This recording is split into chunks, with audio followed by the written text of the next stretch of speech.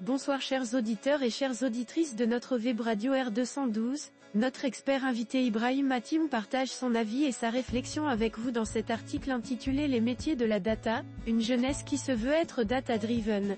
Le voici en podcast pour vous. Il commence par souligner que sa participation à la 3e édition de la journée carrière organisée par la MGE Caravane a été une formidable opportunité d'échanger avec les étudiants installés en France. Ce samedi, j'ai eu l'honneur de participer à la 3e édition de la journée carrière organisée par la MGE Caravane au sein de l'emblématique Maison du Maroc à Paris. Cette rencontre a été une formidable opportunité d'échanger avec nos étudiants et jeunes diplômés installés en France. Ce fut un événement riche, tant par son format interactif que par le lieu chargé d'histoire. La Maison du Maroc, qui a accueilli au fil des décennies de grandes figures ayant marqué l'histoire de notre pays, confère à ces échanges un caractère inspirant et mémorable. Ibrahim Hatim entame alors son intervention sur un sujet qui attire souvent la curiosité des jeunes étudiants ainsi. Lors de mon intervention, j'ai abordé un sujet qui attire souvent la curiosité des jeunes étudiants, les métiers de la data. En effet, depuis une dizaine d'années, nous assistons à l'émergence rapide et continue de nombreuses professions liées au domaine de la data. Ces métiers, qui se situent à l'intersection de la tech et du business, répondent aux besoins croissants des organisations pour exploiter le potentiel immense de leur data. Pour appréhender pleinement ces métiers, il est essentiel de comprendre le cycle de vie des données au sein d'une organisation. Ce cycle se décompose généralement en 3 étapes. 1. Ingestion et collecte de données. 2. Traitement et transformation des données. 3. Analyse et valorisation des données. Nécessitant de ces étapes, des métiers spécifiques interviennent, chacun nécessitant des compétences bien définies. Notre expert invité illustre son propos en prenant l'exemple du data engineer. Prenons l'exemple du data engineer. Souvent dans l'ombre, ce professionnel est pourtant un acteur clé des premières étapes du cycle de vie des données. Chargé de la collecte, du stockage et de la structuration des données, le data engineer est un véritable architecte. Ce métier exige une expertise approfondie en programmation, une forte capacité à résoudre des problèmes complexes, ainsi qu'une connaissance des environnements big data et des infrastructures cloud.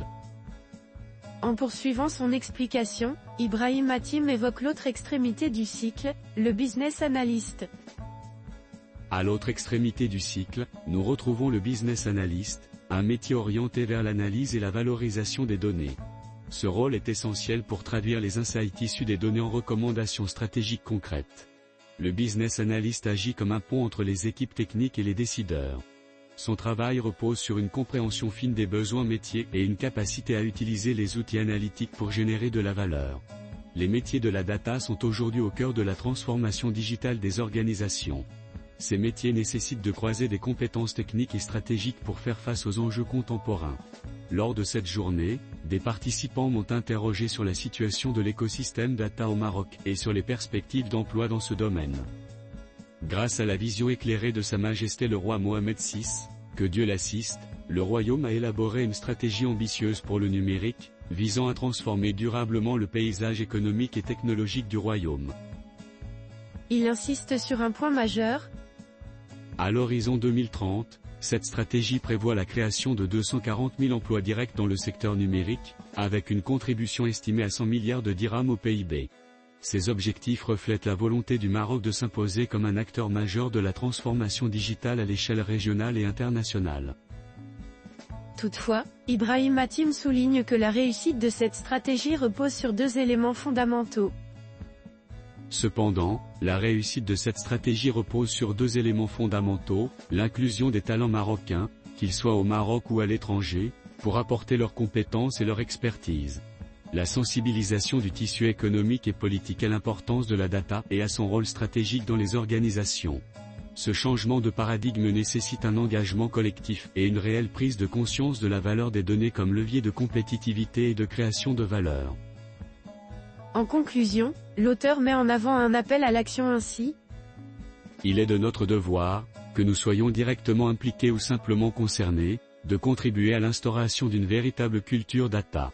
Nous devons nous mobiliser pour être à la hauteur des ambitions du nouveau modèle de développement et des attentes légitimes de notre jeunesse, qui incarne l'avenir et le potentiel du Maroc. Chers auditeurs de la web radio R212, Merci d'avoir été à l'écoute de ce podcast, et de partager avec nous ce moment d'échange et de découverte. Votre présence et votre fidélité sont notre plus belle récompense. On se dit à très bientôt, si vous le voulez bien. Avec toute notre gratitude, l'équipe de R212,